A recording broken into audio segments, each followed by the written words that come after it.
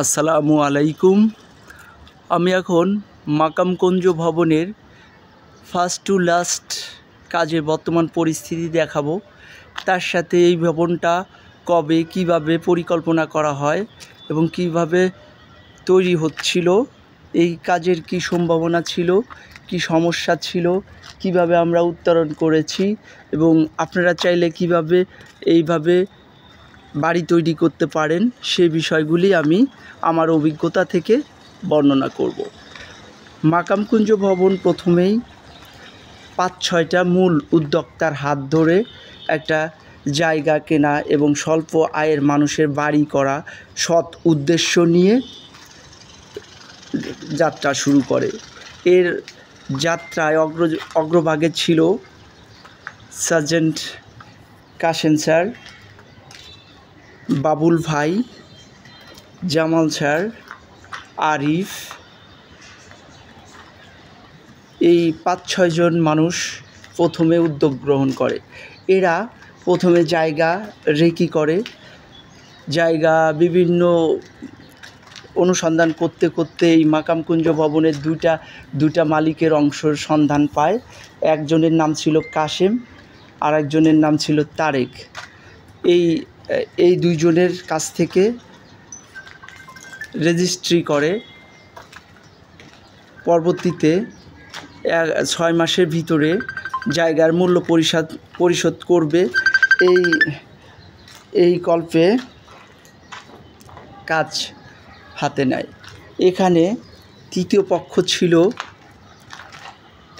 বাবুল ভাই এবং পদ্মার আড়ালে এখানকার স্থানীয় যেই লোকজন ছিল তার মধ্যে উল্লেখযোগ্য ছিল শাহাদত ভাই, তারপর আওয়ামী লীগের এখানকার স্থানীয় লিডার ছিল ওই সময়ের মারদাঙ্গা পার্টির মধ্যে একজন আব্বাস ভাই। ওনার হাত ধরে এই জমিগুলি দেখা হয় এবং ওনারাই মূলত মালিকের সাথে ডিড করে এবং আমাদের কাছে জাস্ট শেয়ার মূল্য বিক্রি করে। আমরা প্রত্যেকেই ওই শেয়ার 9.5 থেকে 10-এর ভিতরে ক্রয় করি। তারপরে ধীরে ধীরে কাজ সংগঠিত হয়। এক সময় দলিল হয়ে যায়। দলিল হলে প্রথম মিটিং হয়। ওই মিটিংয়ে আমরা গঠনতন্ত্র রেডি করি। গঠনতন্ত্র তৈরিতে সহযোগিতা করে 5টা ইঞ্জিনিয়ার ছিল।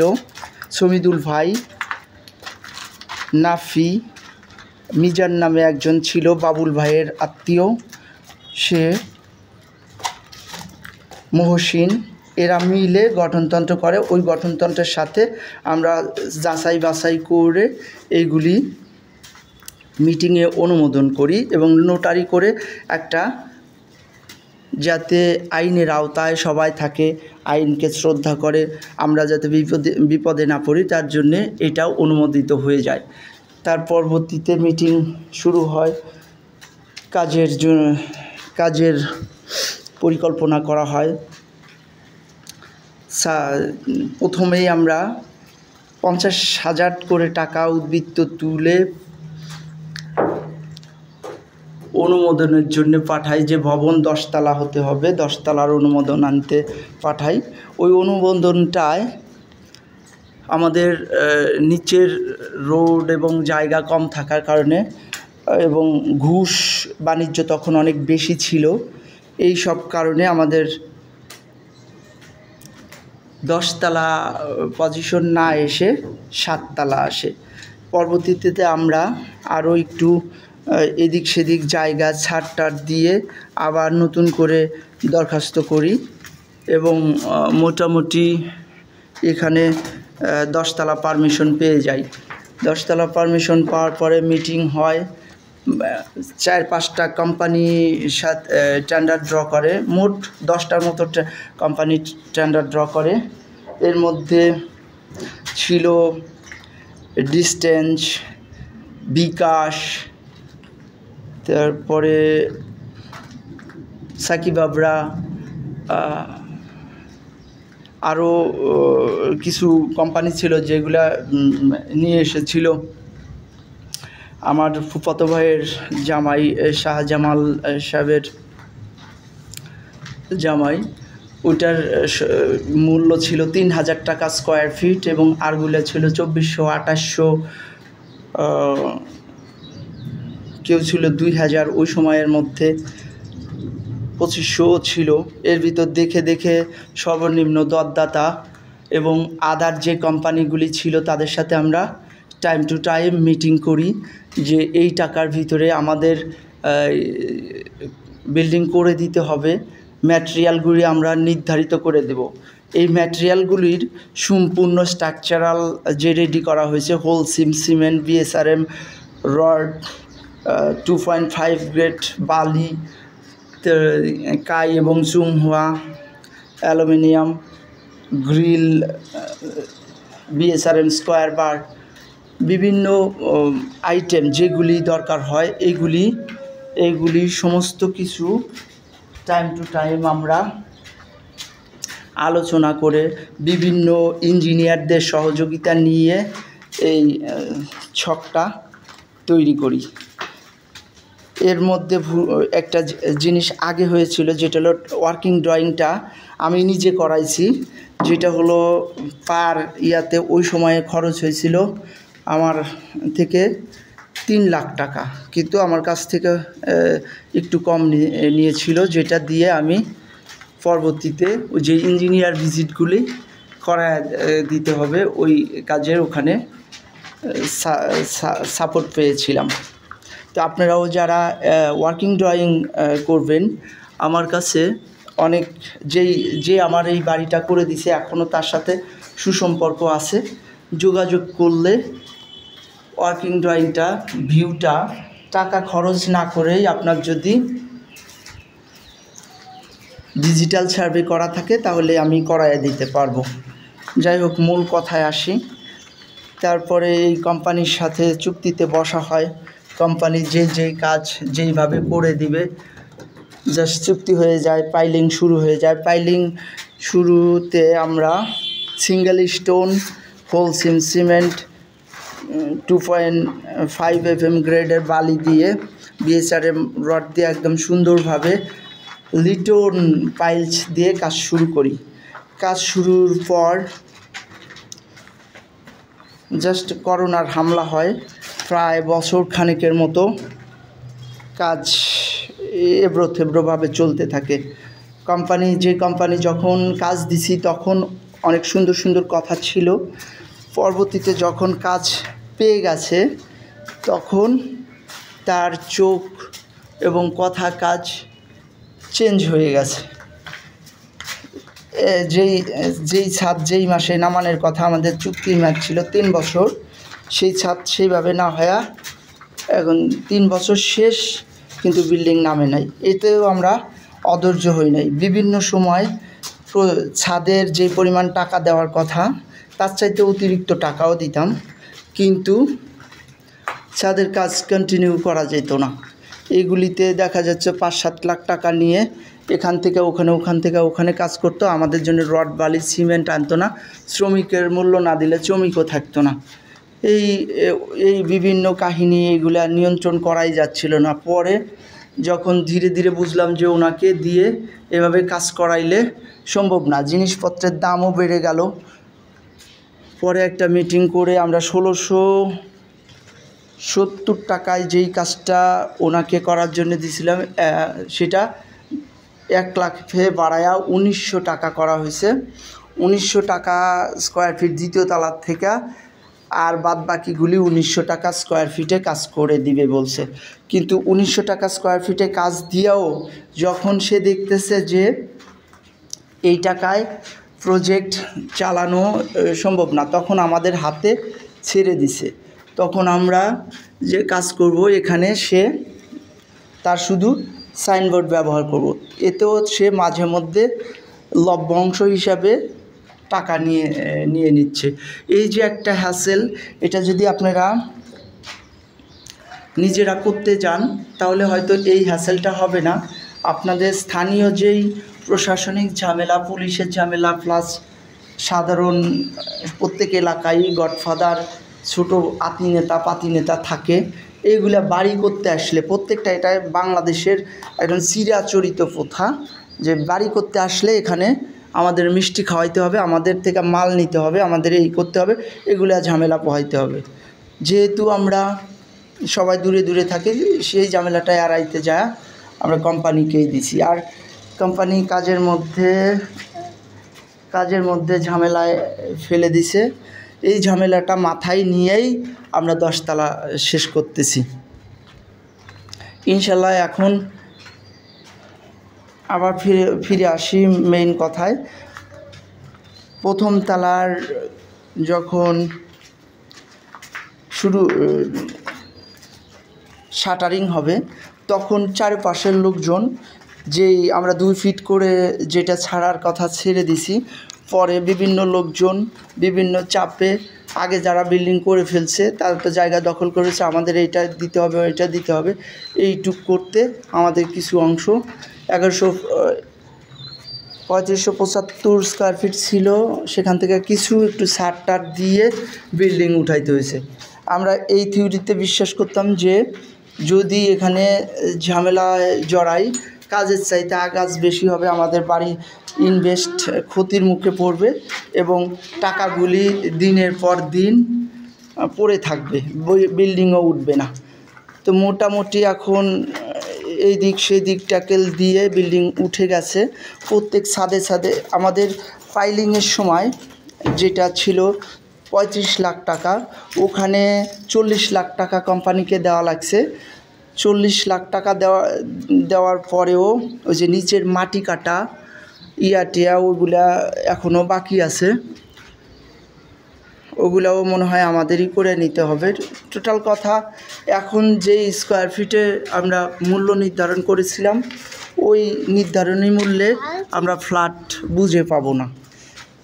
নিজেদের খরচ মতো মনে হচ্ছে যে 35-36, ইভেন কি যদি আরও ভালো মানের জিনিস ব্যবহার করে 40 লাখ টাকা লেগে যাবে। তো আপনারা যারা বাড়ি করবেন তারা মোটামুটি একটা 20-25 লাখ টাকা হলেই আপনার বাড়ির কাজ শুরু করতে পারবেন।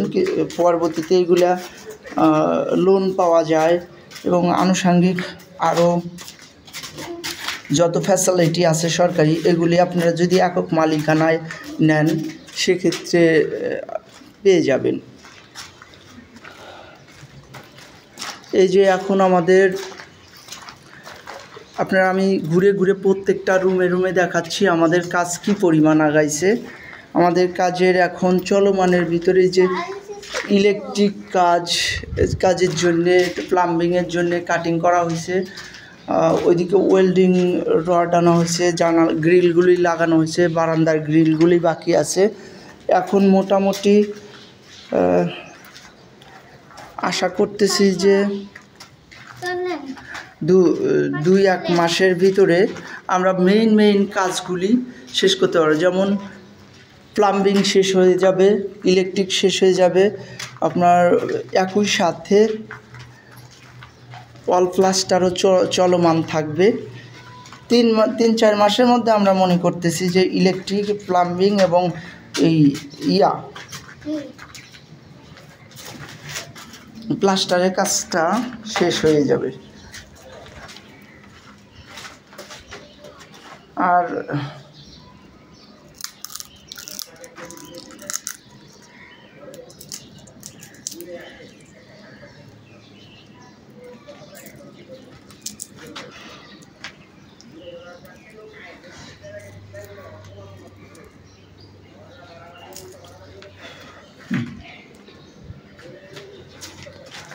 এখন আমি 7ম তলা এসে গেছি। 7ম তলার যে কাজের পরিবেশ, 7ম তলা পর্যন্ত মোটামুটি প্লাম্বিং কাটিং শেষ হয়ে গেছে, প্লাম্বিংয়ের মাল সামানাও এসে গেছে, ইলেকট্রিক বোর্ডের যেই সেগুলো এসে গেছে, এই চৌকাঠ বাইরে এবং ভিতরেরগুলা প্রায় ম্যাক্সিমামগুলি এসে গেছে। এখন এই চৌকাঠ লাগানোর পরে, প্লাস্টার লাগানোর পরে যার পাল্লাটা মনে করতেছি যে যার হাতে ছেড়ে দেব। মেইন পাল্লা যদি এক ধরনের হয়, ভিতরের পাল্লাগুলি যার যার মতো করে লাগাই নেবে, এটা চিন্তা করতেছি। এখন আমি ষষ্ঠ তলা আছি। ষষ্ঠ তলার কাজের প্রায়োরিটি দেখাচ্ছি। এই যে প্রত্যেক জায়গায় গাঁথনি শেষ হয়েছে, বারান্দার গ্রিল লাগানো হয়ে গেছে, পানির লাইন কাটা হয়ে গেছে। ইলেকট্রিক কাজ আজকে মে দিবস তো আজকে বন্ধ আছে। আমি এখন চলে যাচ্ছি পঞ্চম তলা। পঞ্চম তলার এই যে সিঁড়ির যেই গ্রিলের জায়গা, সিঁড়ির গ্রিল বানানো হয় নাই, কিন্তু রড গাঁথনি হয়ে গেছে। দু একদিনের ভিতরে এই গ্রিলগুলা কমপ্লিট করে লাগানো হবে। এই যে আমি এখন আছি পঞ্চম তলা। পঞ্চম তলা এ ইউনিটের বর্তমান পরিস্থিতি দেখাচ্ছি। এটা হলো ড্রয়িং রুমের গ্রিল লাগানো হয়েছে, চাইল্ড বেডের ওয়াশরুমের কাটিং করা হয়েছে, গ্রিল লাগানো হয়েছে, টয়লেটের গ্রিল লাগানো হয়েছে, যে ওয়াশিং রুমের কাটিং করা হয়েছে, কিচেনের সমস্ত কিছু ঠিক করা হয়েছে,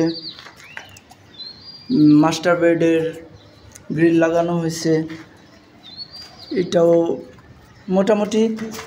মোটামুটি সমস্ত ধরনের কাজ অ্যাট এ টাইম চলমান, তো আগাচ্ছে। আল্লাহর মধ্যে গতি ভালো আছে। আপনারা সময় পেলে চাক্ষুষভাবে দেখতে আসবেন, দেখতে আসা চক নেবেন। কোনো জায়গায় কোনো সমস্যা পরিলক্ষিত হলে চক দিয়ে মার্কিং করে যাবেন, আমাকে ফোন দিয়ে জানাবেন। তাহলে আমি যে সময় দেখতে আসব ওই সময় ওই সমস্যাগুলি সমাধান করব।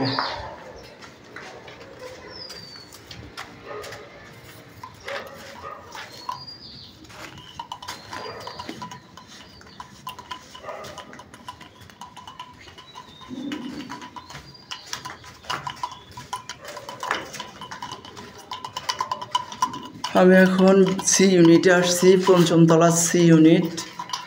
সি ইউনিটের সমস্ত কার্যক্রম দেখানোর চেষ্টা করব। অনেক সময় লাগতেছে অবশ্য, 17-18 মিনিট। আমি জানি যে এটা প্রত্যেকটা লোকের দেখতে অনেক অসুবিধা হবে। আমি সেই জন্যে পঞ্চম থেকে একদম দ্বিতীয় তলা এবং তৃতীয় তলা দেখাবো, মধ্যে 2-1 তলা দেখাবো না। আপনারা সময় ক্লোজ করার জন্যে শুধু বলে যাচ্ছি। আমি এখন এই যে চতুর্থ তলা আসছি। চতুর্থ তলার ভিতরে গেলাম না, জাস্ট দরজা থেকে একটু দেখাইলাম। মোটামুটি কাজ একই প্রকার। আমি এখন আসতে তৃতীয় তলা। তৃতীয় তলাও আমি ভালো করে দেখানোর চেষ্টা করব। তৃতীয় তলার এই ইউনিটে ঢুকতেছি। তৃতীয় তলার এই ইউনিটে ঢোকার কারণ হলো, তৃতীয় তলাতে আপনার ওই যে ইলেকট্রিক কাটিংটা করা হয়েছে। ইলেকট্রিক কাটিংয়ের জন্য ফ্রিজের এবং এসির যে সিস্টেমটা, বিশেষ করে এসির যে বাইরের গরম বাতাসটা বয়, এটা কিন্তু এসি অলরেডি ওই জায়গায় ফিটিং দেখানো হচ্ছে ওই জায়গায়, কিন্তু ওর ইয়ারটায় গরম বাতাসটা বের হওয়ার অংশটা কোথায় লাগাইলে ভালো হবে, এটা দেখার জন্য কিন্তু আপনাদের দায়িত্ব ছিল। আপনারা কেউ আসেন নাই।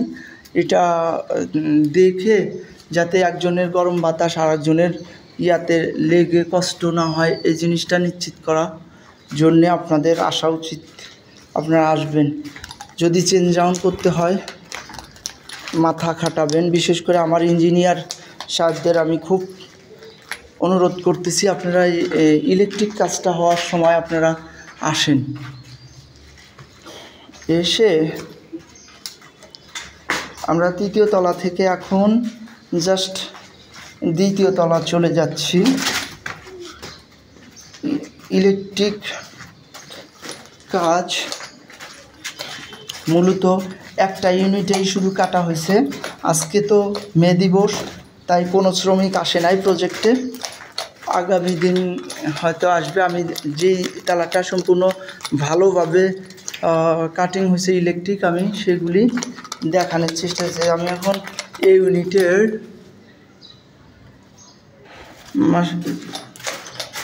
ড্রয়িং রুমে থেকে শুরু করলাম। এই ইউনিটের ড্রয়িং রুমের ইলেকট্রিক কাটিং। এটা হলো এই ইউনিটের টয়লেট এরিয়া কাটিং। এই ইউনিটের চাইল্ড বেডের ইলেকট্রিক ওয়্যারিং কাটিং। এটা হলো এই ইউনিটের কমন স্পেসের ইলেকট্রিক ওয়্যারিং কাটিং। এই ইউনিটের কিচেন রুমের কাটিং। এই ইউনিটের মাস্টার বেডেও যে পাইপ ফালা হয়েছে, মাস্টার বেডের কাটিং। এই ইউনিটের গেস্ট রুমের কাটিং।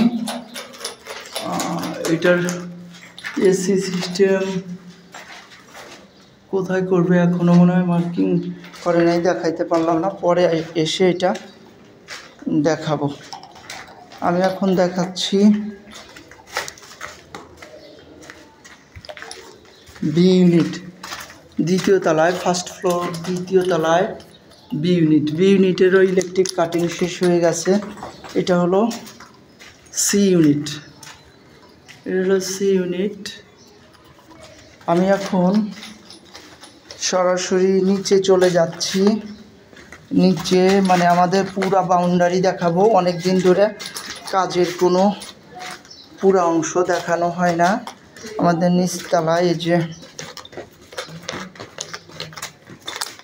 কাঠের ফ্রেমগুলি এসে গেছে, আমাদের নিচে রাখা হয়েছে। 35টার মতো এসেছে। যেগুলি খোয়া আনা হয়েছে, রড আনা হয়েছে, ফ্ল্যাট বার আনা হয়েছে। দেখি প্লাম্বিং ফিটিংয়ের আইটেম আনা হয়েছে, স্টোন আছে। মোটামুটি এই যে আমাদের জমির অংশটা আগে দেখায় নেই, ইট আনা হয়েছে। সব মিলায়া আমি এখন ভবনের যে আউটডোর দেখতে কেমন হয়েছে মোটামুটি কাজ শেষে সেটা দেখানোর চেষ্টা করতেছি। এই যে এটাই হলো মাকামকুঞ্জ ভবন। একদম মেইন ফটক থেকে যেই দিক দিয়ে আমরা গাড়ি নিয়ে ঢুকবো সেই দিক দিয়ে ফার্স্ট অংশ, ওই সুমন ভাইয়ের বাড়ির ওই দিক দিয়ে অংশ আর কি এটা। এখন আমরা এদিক থেকে শুরু করে আমাদের মেইন গেটের মেইন দরজার কাজে যেখান থেকে এখানে হবে, এখনো হয় নাই। এইটা হলো পিছনের অংশ। এই এখন থেকে আমি যাচ্ছি হলো নিচে। কাল পরশু এখানে এই যে এই ইট আনা হয়েছে। এই ইটগুলো একটু বেশি পোড়া, কারণ হলো এই যে এখানে যে ময়লার গর্তটা হবে এখানে ব্যবহার করা হবে, সেই জন্যে ইট আনা হয়েছে। এইদিকে জমির চৌহদ্দি দেখাচ্ছি, যে ফুললি কাজের জন্যে যেই জমিটা কেনা হয়েছিল। ওই যে মদিনা ট্যাঙ্কির ওখান থেকে এদিক দিয়ে ওই যে টিনের চৌচালা, ওই দিক দিয়ে আমাদের বাউন্ডারি ওয়াল পর্যন্ত আমাদের জায়গা থাকবে। কাজ শেষে যে সুরকি টুরকি হবে, বাড়ি টালি যা লাগবে, আশা করতেছি 2-1 মাসের ভিতরে সমস্ত কাজ শেষ হয়ে গেলে এগুলা বরাট টরাট করে শেষ করতে। আজ আমি আমাদের পুরো প্রজেক্ট দেখায় নিলাম।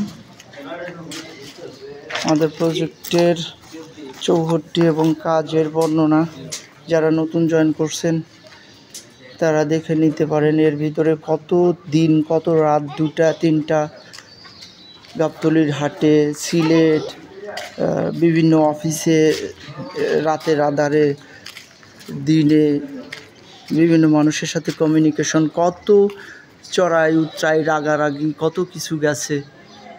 অনেকেই উল্টাপাল্টা কথা বলছে, মাথা গরম হয়ে গেছে, যেটা সম্ভব না সে ধরনের ছিল। এগুলো মিট আপ করতেও অনেক সবাই শ্রম দিছে। সবাই আমি শ্রদ্ধার সাথে স্মরণ করতেছি জামাল ভাই আমাদের সাথে থেকে ফ্ল্যাট বিক্রি করে চলে গেছে। ওনার বিশেষ একটা অবদান ছিল, প্রথম থেকে প্রায় 8ম তলা পর্যন্ত উনি ছিলেন আমাদের সাথে। উনি অনেক কাজে, আমি ভিতরের কাজ করে দিছি, বাইরে ফেসটা উনি সামলায় নিছেন। কাশেম স্যার ভিতরের অফিস আদালতে যে কোনো জায়গায় টিয়া করে বলে দিতাম যে এখানে যান, এটা হয়ে যাইতো। কাশেম স্যারের কৃতজ্ঞতা প্রকাশ করি, জামাল স্যারের প্রতিও কৃতজ্ঞতা প্রকাশ করি। আপনাদের হয়তো আমরা সবাই এখন অনেক পণ্ডিত, অনেক কিছু জানি। যখন এখানে পানি ছিল, জিরো ছিল, কোটি কোটি টাকা অ্যাকাউন্ট থেকে চলে গেছে, কিন্তু দলিল করে দিচ্ছে না। এই যে একটা বুকের ভিতর টেনশন, প্রেশার, আপ ডাউন, এইগুলো আপনারা সহ্য করছেন। অনেকেই এখন আপনাদের হয়তো অনেক কথা বলবে, আমিও বলি মাঝে মধ্যে টাকা না দেওয়ার জন্যে। তো আপনাদেরকে ছোটো করার জন্য আমি দুঃখিত, আমাকে মাফ করে দিবেন। এই ইয়াটা আমি আমার পেজে রেখে দেব, ভবিষ্যতে হয়তো ভুলে যাব, মনে পড়লে আবার দেখব। আপনারা সবাই সবার জন্য দোয়া করবেন, যারা আপনাদের মাথা গোঁজার ঠাঁই করে দিছে। হ্যাঁ, ভুল ত্রুটি, মানুষ ফেরেশতা না, মানুষের ভুল ত্রুটি আছে, আমারও আছে। কাজ করতে গেলে ভুল হয়েছে, যেটা হয়তো আর একটু দূরদর্শিতা থাকলে আর একটু ভালো হতো, কিন্তু করতে পারি না, এটা আমাদের জ্ঞানের সীমাবদ্ধতা। মানুষ সবসময়ই পরামর্শ দিয়ে সহযোগিতা করেছেন। ভবিষ্যতে আর যেটুকু কাজ আছে সবাই হাতে হাতে কাজ করবেন, পরামর্শ দিবেন, এবং এমনভাবে দিবেন যাতে মাথায় হিট না করে, ওটা যাতে আমি করতে বাধ্য হই। ধন্যবাদ।